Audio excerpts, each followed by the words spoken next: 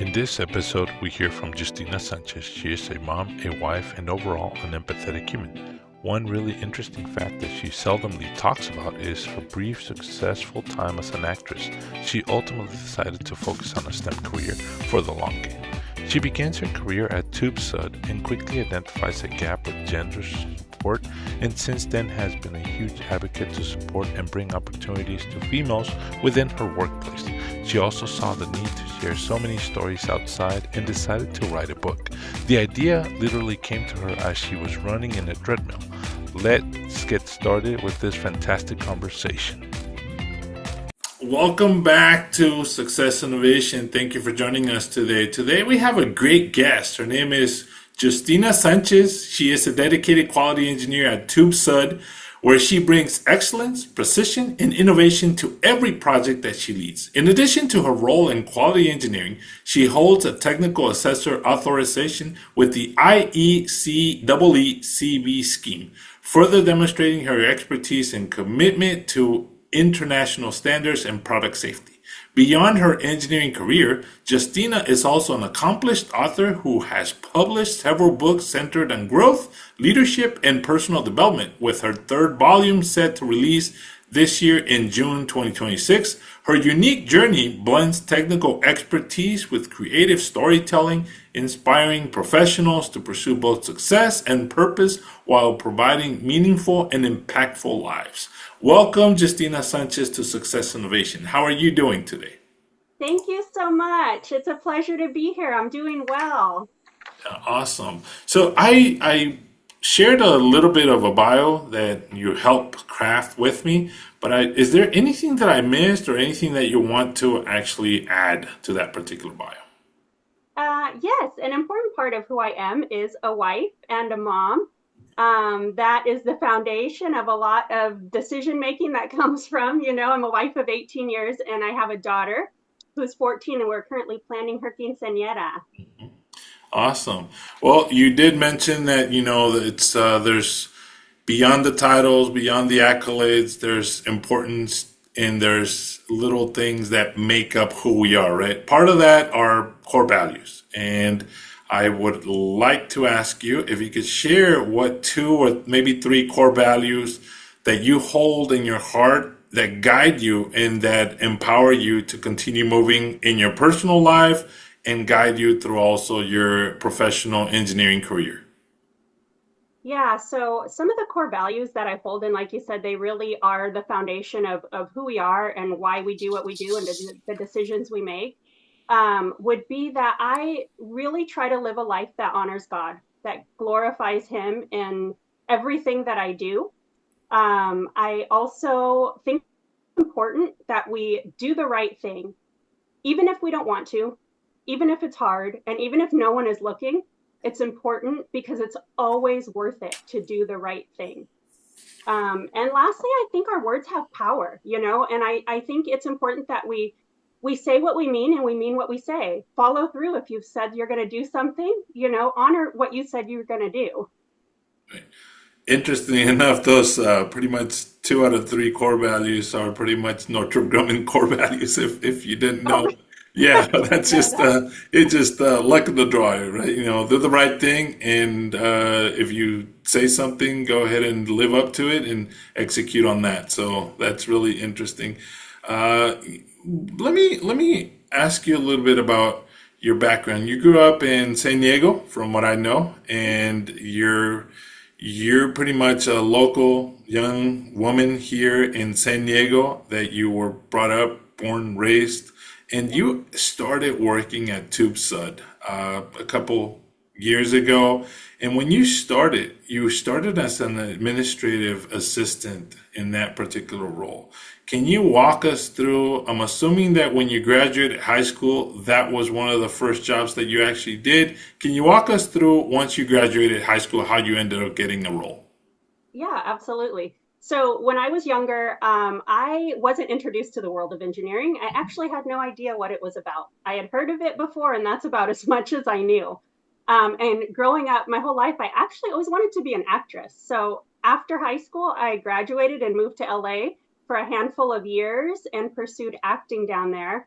I decided while doing it that it wasn't what I wanted to do. I was having a pretty successful, what I would call successful, and um, career in acting. I was getting an agent and a manager, and then I decided something with it wasn't felt like this wasn't where I was supposed to be. If I wanted to do it, I could do it like still from San Diego, but I didn't feel like after a few years of being there that I wanted to pursue it full time anymore. So I moved back to San Diego and I got a job at TUV SUD as administrative assistant, which is pretty much an entry level role, you know, supporting the engineers. My mom was an employee there, and she's the one who opened the door for me Mm. to get the interview. So I got the interview there. I got the job as an admin. And it wasn't until working in my daily duties that I realized I really liked what the engineers were doing in the lab. It was far more exciting, a lot more fun than my role as an admin assistant. So there was a day after a couple of years of doing that that I asked my boss, what do I need to do to become an engineer? Like, how do I get the job in the lab like these guys have? And he said, you need a degree in engineering. And I literally went back to my desk and I Googled schools that offered a degree in engineering. I talked to a couple of the engineers I worked with, and a few of them had gone to a technical trade school called ITT Tech. Mhm. And after I had gone to a couple of tours of different campuses, I settled on ITT Tech. I felt like that was the best route for me. They literally teach you everything you need to know from the ground up. So I went through schooling and I graduated with a degree in computer and electronic engineering from there. And then my boss was so true to his word. He, a few months after I graduated, promoted me to my first engineering type role and put me in the lab. And that was the start of it. Yeah. Let me go back to when you actually were an actress, right? And let me explore that and dig a little more on that. Sure. Is there any particular series, maybe episodes, movies that you appear that we might know or that we might be able to see you? Yes. So at the time, I was fresh out of high school. I got cast on a lot of Disney and Nickelodeon shows. So I was a regular on shows like Even Stevens, Lizzie McGuire. I had a regular reoccurring role on Boston Public. It was about the public school system in Boston. I also did a lot of music videos. Jay-Z, I worked on some of his, and System of a Down, Nelly Furtado. They were all big names. They still are, but they Yeah. were big back then. And so I got to put in a few of their music videos. My first speaking role was on Kiefer Sutherland's show 24. So that was exciting. It was a great time. And I really see how a lot of the skills I had learned and developed for that career transitioned over into engineering. It's quite interesting to look Yeah, and for see. sure, for sure. Let me fast forward over to when you were at ITT Tech. You decided on this technical school, and I'm assuming, just like any student, you're going through the motions, you're going through the classes. I'm assuming there's times when you're doing a project, doing a lab, and all of a sudden it's too overwhelming, and you are thinking, is this even possible for me? Am I even suitable for this? Did that happen to you? How did you deal with that? How did you actually work through that process so that you could overcome those obstacles, mental obstacles? Yes, oftentimes I wondered if I was cut out for it. But I knew what I was getting into when I signed the agreement to go to the school. It was one of those where I knew that I was taking on these student loans that if I didn't graduate with some degree, I was going to be left with a bunch of student loans and nothing to show for it. So I'm not the type to quit at all, no matter how hard it gets.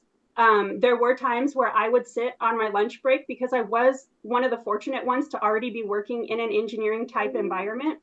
I would sit with our engineers and have them explain things to me. I had to do a lot of the put in the work, put in the effort, have them show me things that I didn't understand. Oftentimes, imposter syndrome would creep in, and I'd feel like I'm just not getting this. It's really hard for me, and I don't know if I'm cut out for it. But I know I'm not going to quit. But I don't know that when I'm done, this is going to be the right thing for me.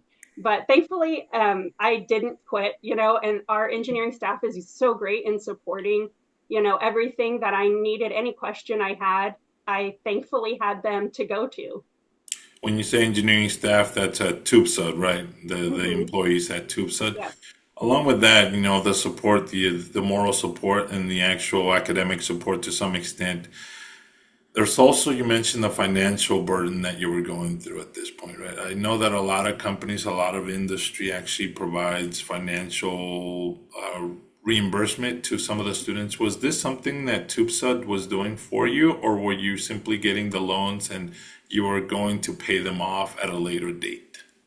Yeah, so they did at the time provide tuition reimbursement. It wasn't enough to cover even a quarter of what the loans were, but it was an incentive for me to continue to keep going. But you do have to maintain a certain GPA.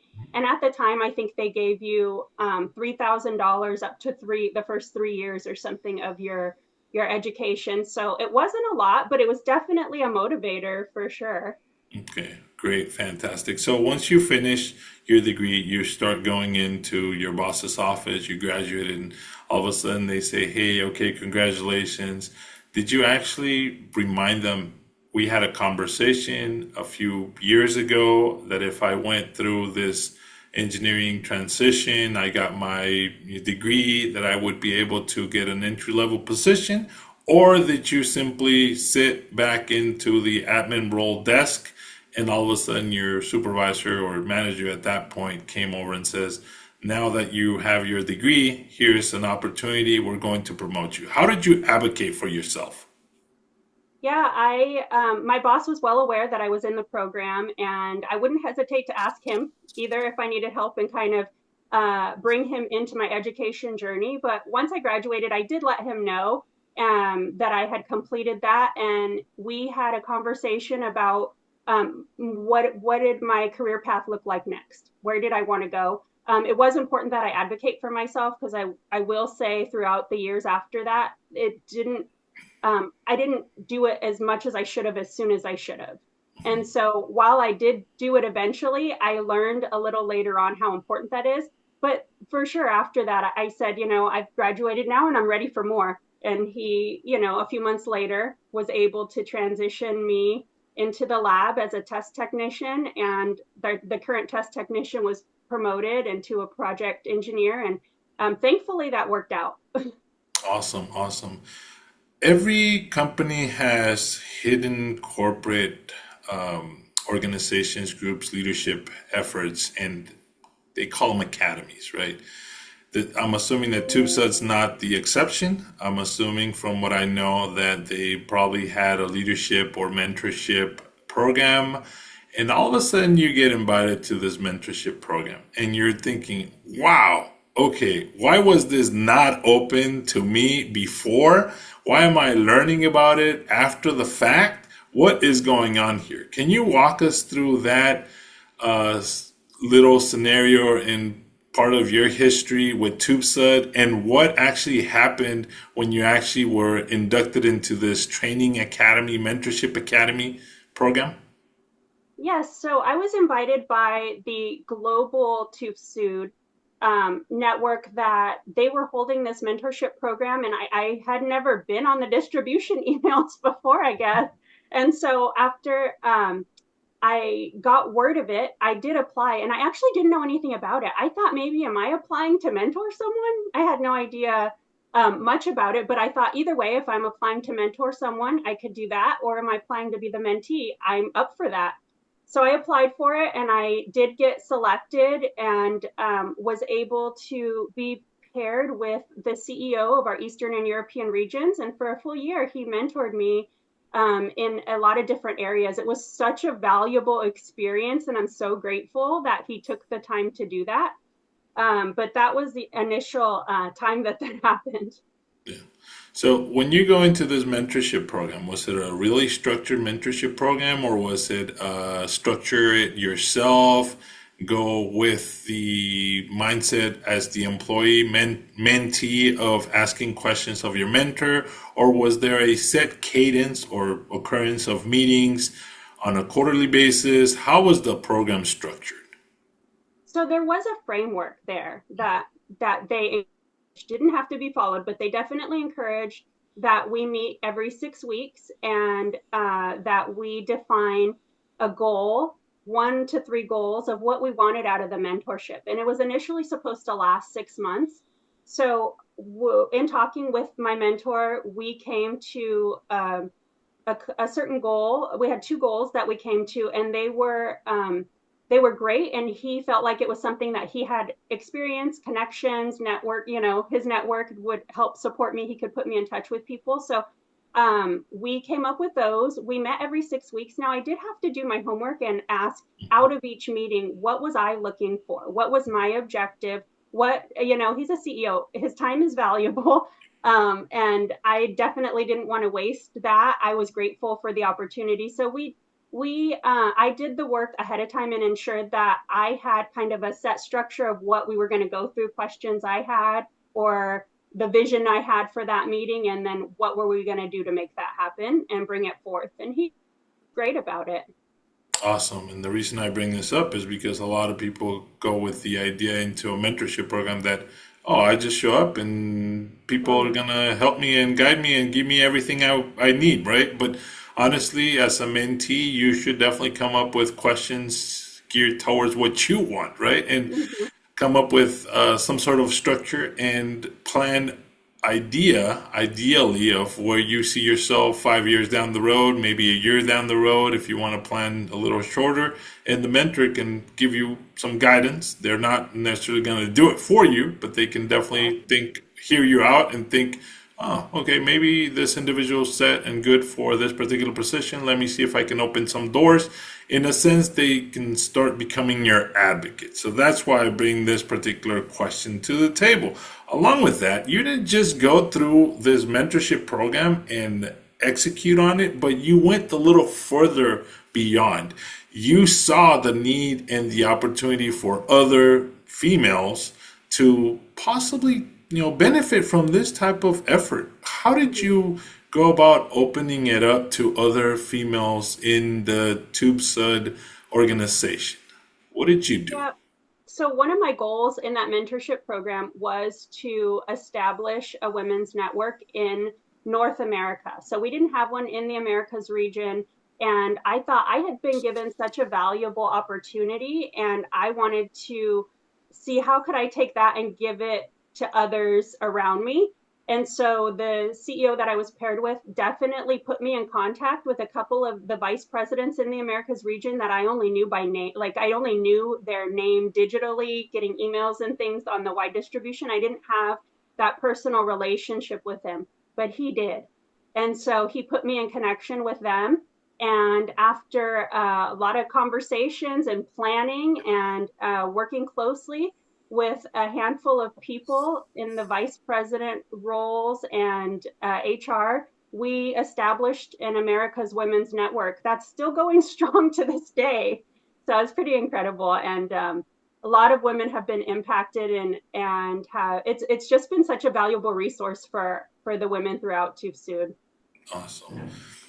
How did you end up balancing building this particular initiative while you were still maintaining your responsibilities as a quality engineer? So I want to make clear to the audience that this is not a role of you being inducted in, oh, we're going to pay you to go ahead and this is your full-time commitment, that you're going to set up this effort and network for women inside TUV SUD, but you took it upon yourself as a stretch assignment, an extra assignment that you were doing on your own time, lunchtime, after work, networking sessions.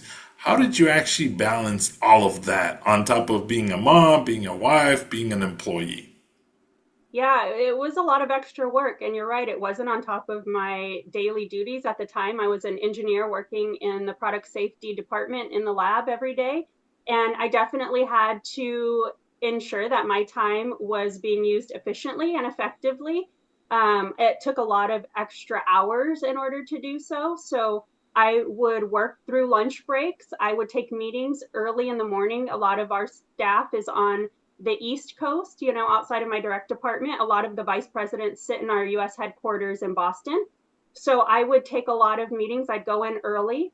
or at night after I put my daughter down, I'd get back to work and seeing how I could build this. What did I need to do to get to the next milestone, the next checkpoint, to make sure that we were moving it forward. And eventually I had a meeting with our then CEO at the time and asked for a budget. And at the time it was, I had never done something of the sorts. And so I trained with one of our gals in HR who was a Dale Carnegie certified coach, and she worked with me along the way and prepared me to give this for this meeting with the CEO where I was going to ask for a budget. And he, at the end of the meeting, gave us the budget that we asked for, did a breakdown and everything. But it does take you, it's important you do your job, your responsibility that you're there and hired to do, and do it well.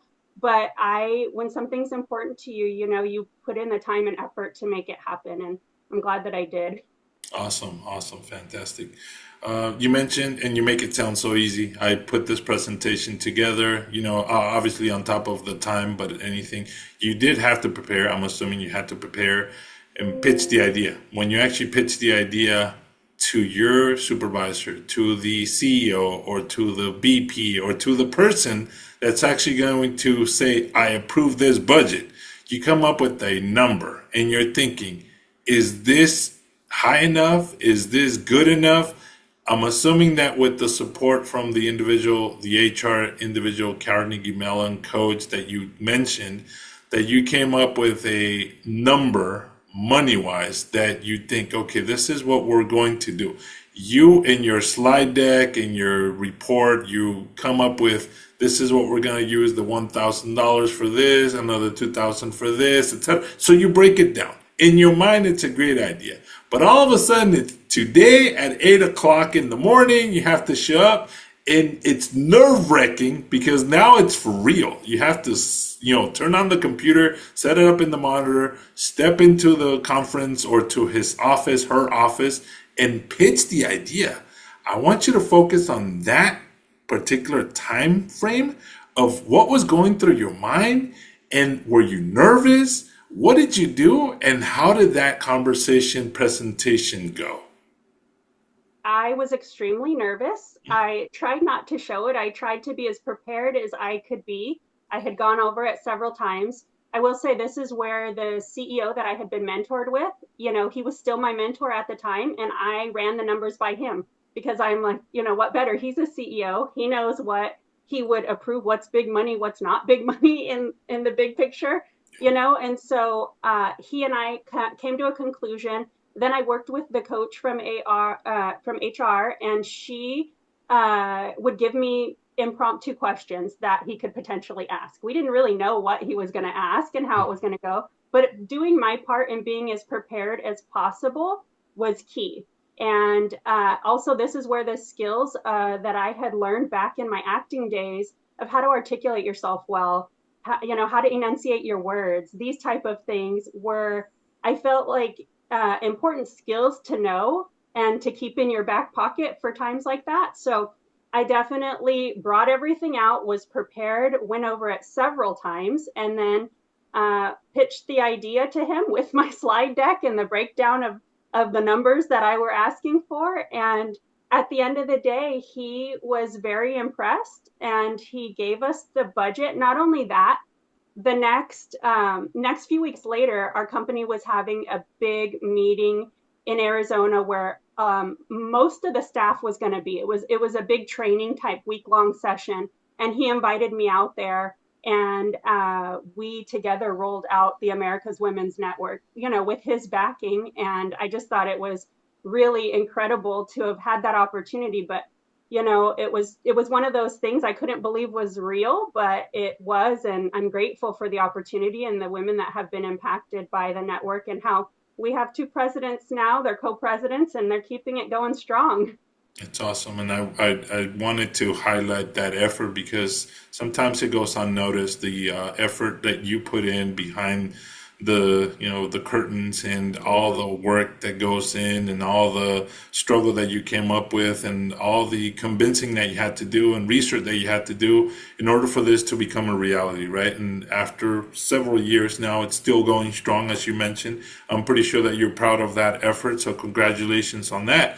But along with that time, you decided to start this movement. I'm going to call it a movement, Extraordinary Engineers, right? How did this idea of extraordinary engineers begin? Because you're still an employee at TUV SUD, but all of a sudden you're thinking, hey, I can start this and showcase, but I want you to tell us what this idea, how did it evolve, how did it actually begin, and what was the defining moment that actually inspired you to step into this effort? So I had run our women's network for 2 years. I was the president of it, and I had established a leadership team because I felt like, any good network needed a leadership teams, and we're far more effective, together than just one person. So after 2 years, I felt like it was time to pass the baton, and we brought in a whole new leadership team. So I then had the extra time, not necessarily extra time, but made the extra time, and I had been asked to be on a panel for a STEM summit, and I was the one of the engineers. They had the scientists, technologists, engineers, and mathematicians, and I was the engineer. And I tell you, I was so inspired by some of the women on this panel. I just couldn't believe what they were doing, the way they were changing the world around us. I know this was for the students that were in attendance, but I left there truly inspired by the other women on the panel. And so within days, I was at the gym and I'm running on the treadmill, and I just had this divine thought of like, what if I captured stories and put them in a book so that for years to come, people could get inspired the way that I was inspired? It doesn't just end that day, but we could have this for generations to come to read about and see how these women are really changing the world around us. It was incredible. So that was the start of it right there. Yeah. So you're running on the treadmill, and all of a sudden, this idea, kind of like Newton's apple, falls on you, but you're, level 11 or something like that on the treadmill on an incline of 25 or whatever it is, right? You're going really fast, and all of a sudden, you're thinking, "Oh, this is going to be great." Walk me through the process of the idea to actually executing, asking people, asking the female engineers, how did you actually collect? How did you curate? How did you decide which stories were worth actually publishing, editing, changing, manipulating so that you could actually put them and compile them into a book? And you were thinking of just one book at this time, I'm assuming. Can you walk us through that process? Yes, so I had never written a book before. I had no idea what was involved. It was literally a thought in my mind that I wanted to achieve. So first thing I do is I got in community with other authors. I joined a group called the Kingdom Writers Association, and they meet monthly. It's a local gathering. They have them all over the nation, but they meet in person and online, and it's other people who have walked this journey of authoring a book before, who have published a book before. And so I started attending, and that was the beginning of it. As I started getting in relationship with other authors, asking questions, having the connections of people who have gone before me, so that I knew the steps to take. I also hired a writing coach because I didn't know how to write. I didn't know what was good writing and not good writing. So I hired a coach, and he helped me greatly in that first chapter, especially when it came to selecting who's going to be a part of this project. I wanted to be really particular with who you associate yourself with. I had to make sure that it was something that I wanted to put my name on and their name on together. So did a lot of research, used a lot of my connections, and the different societies and networking groups, personally and professionally. And then the ones I knew in person, it wasn't too difficult to ask. The ones I had seen firsthand that they do extraordinary things. Not only are they engineers, but they're involved in supporting our next generation. They're involved in bringing other people up with them in the mentoring aspect, or having nonprofits that support others. They really give of their time and their talents to the next generation. And so after doing a lot of research, I reached out, and some people want to do it and some don't, and that's okay. But until I felt like I had all the right ones in place, then it was time to move forward. Awesome. So during the journey, did you actually discover any surprising or inspiring things about the engineering community that actually impacted you personally and that continue to stay in your mind and your heart? Yeah, just about every one of them was in community of some sort or another. They were involved in organizations like SHIP. They were involved in organizations like SWE. They were just involved in other communities with others. And this I noticed as a common thread that was woven through a lot of the engineers that I had, considered and did research on. And I thought that's interesting. There's something to that. There's something to being engaged with other people who have common goals and a like-minded, mindset about what they want to do with their extra time that really I hadn't noticed before, hadn't been highlighted before that. And so I thought that was quite interesting, that was a big part of it, and it still is. Okay. So we get to Extraordinary Engineer Volume 1. It's published, right? Let's go back to that time when you actually have it and you're holding it in your hand and you're thinking, oh, okay, it's real, but it's a copy that you have. Exactly. And now you have to go out there and spread the word, put it on people's hands. How did that process go? Again, using a lot of my network and people I knew. I also did hire, for the social media aspect, I hired a social media company to help me in reaching people digitally. And through both of those avenues, I felt like it was really important, because through work, I'm connected to a lot of different organizations, and then outside of work, connected to different organizations. So each one has a different audience, right? And so that's where, again, knowing that I can't do it by myself, we're always more effective and greater together. So really utilizing other support and resources as best as I could, people from my writing community. Also, it was just every personally and professional avenue I could think I took. Awesome. So all of a sudden, Volume 1 becomes the bestseller in Amazon and other platforms. From your perspective, and maybe I want you to go back and think, what did this particular book have message-wise that connected strongly with the readers? I think it gave readers an insight to this world of engineering that we kind of pulled the curtain back. It was something that you may know engineers, you may see engineers, you could do research on engineers, you could go to school for engineering, but do you practically know the day-to-day responsibilities? Do you know some of what the roles require? What am I going to be doing day to day in my career? This is something I chose, and I hope it works out well, and I hope I like it. But this kind of gave you an insight look to different types of roles in engineering, different disciplines, and what they do. Also, some of the pathways they took there, it doesn't look the same for everyone, and it isn't always going to be easy. And so there's a lot of, you'll see the resilience that's there, the ingenuity behind different, obstacles that they had to take. You see some of the successes that have come. And I think it's just so inspiring to see and get a behind the scenes look of what an engineer does personally and professionally. Awesome.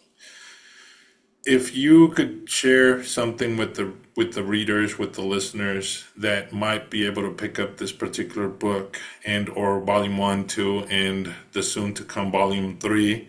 Hopefully volume 3 is already out when they are listening to this particular episode.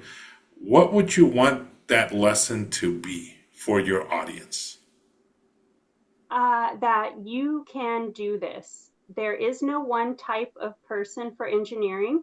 Everybody's brain works a little bit different, and the way you interpret documentations, the way you come to conclusions, it may be different than the person next to you. There's no one path to get to the goal that you have.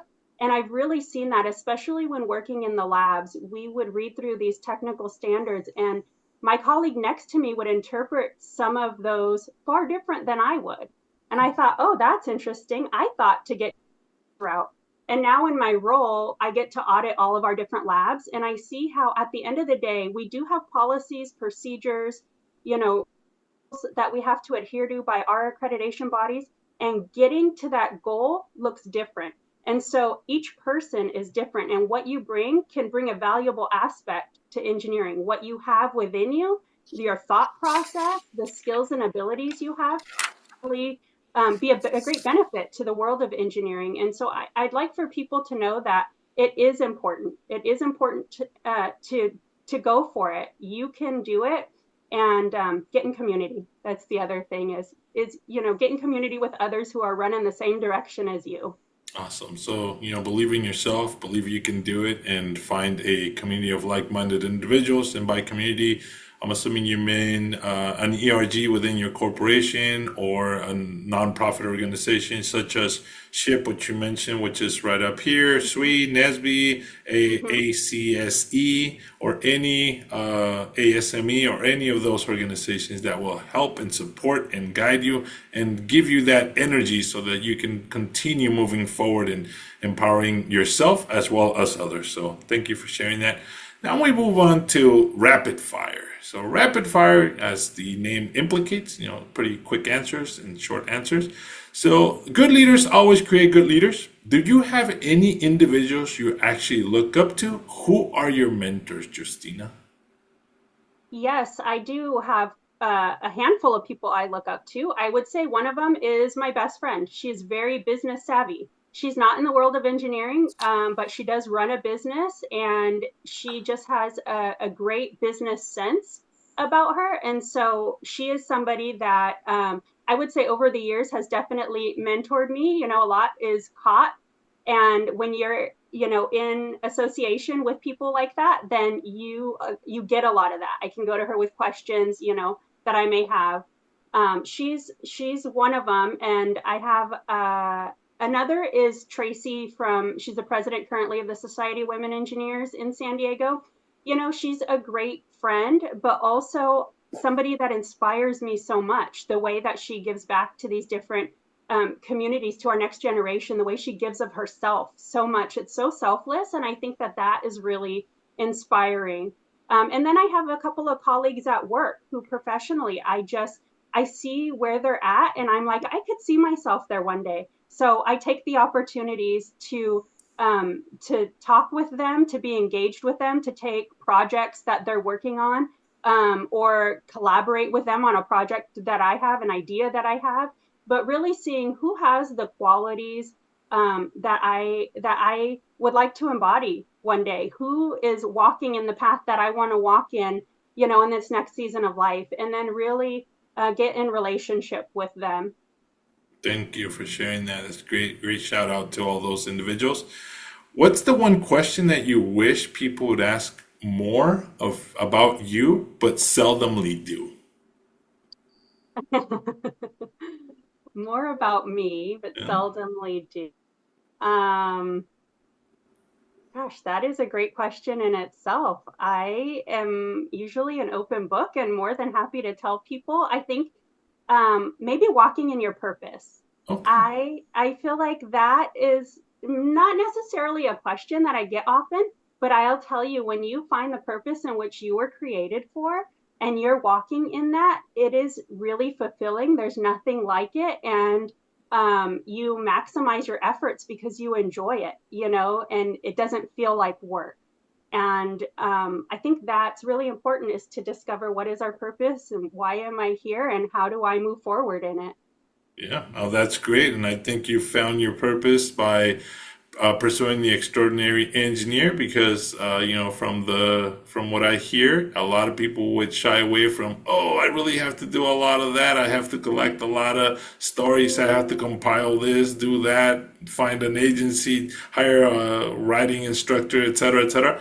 That would turn a lot of people off. But to you, that seems to be that you're walking on your purpose. So I think that's the question that you would love more people to ask about you, and you would definitely answer a little more. In the age of Marvel that we are in, superheroes and whatnot, what do you believe your superpower to be at this moment? Ooh, good question. My superpower, I think I am a great encourager. Okay. I think we don't get enough of that. If you see something you like about someone, don't be afraid to speak it. Don't be afraid to let them know. I think that like I said, our words have power, and it's always a great and powerful thing to put a smile on someone else's face when you see them doing a good job. When you see maybe that their hair looks beautiful, or you see that they're working hard, and you're sitting at a restaurant and the server is doing a great job and he's busy or she's busy, and you see that they're running all over but they're doing it well, and it's always a good thing to tell them. So I think an encourager would probably be and that's one that I would recommend that other people do as well. When you think something positive about somebody, don't be afraid to say it. Yeah, that's awesome. Encourage people and continue motivating them depending on what you see. You never know what they're going through. And Mm-hmm. sometimes, everybody doubts themselves. But if somebody from the outside comes in and says, "Hey, I see you're doing this great job. I see that this is awesome. Great job. Continue doing it." They will get more empowered and continue forward with that, right? And that's encouragement to them. So awesome. Any particular book, movie, or podcast that you believe has made an impact in your life and you wish more people would take advantage of it? Oh, I listen to Relatable with Allie Beth Stuckey. I listen to Patrick Bet David. It's the PBD podcast. He's part owner of the Yankees. I think that him and his team that are on there have a great sense about current events and about business and about parenting and just all different kinds of conversation. And so those are resources that I lean on regularly. I listen to, and they inspire me. I take something with them and move forward. Atomic Habits is a book that I recently finished. I thought that was a great one. And yeah, I would say those. Awesome. So, a couple of those podcasts and Atomic Habits, which is also a book that you recommend. We all have different definition of success. So, at this point in time, what is your definition of success? My definition of success, I think that's going to bring me back to my core values. And am I living a life that honors God?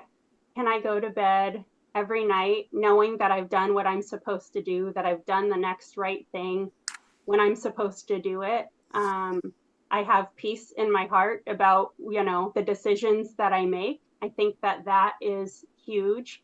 Having peace in your heart, peace in your mind, and knowing that you've done the best that you can do for that day and what was presented to you. I would say that that's pretty successful. Awesome. Awesome. I want you to close your eyes at this moment. Okay. And we're going back in time. This is when you're about to enter middle school and you're just about maybe 11, 12 years old. The world is your oyster. You're literally going through the motions, happy as can be. God loves you. And all of a sudden, you are thinking, oh, I really want to be a model. I want to be in the industry of cinema and or sitcoms, etc., etc. And all of a sudden, you open your eyes and you see Justina Sanchez of now. What would Justina Sanchez be able to share with her little Justina Sanchez at that age?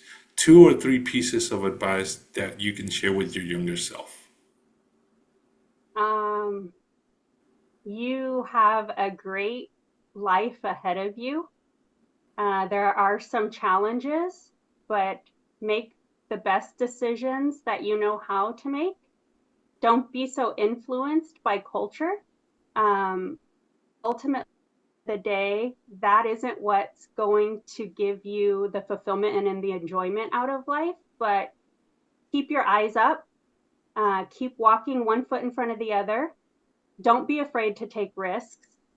And when you have the opportunity to bring others up with you, do it, because there's a lot of lives out there that are waiting for you to be bold and to say yes.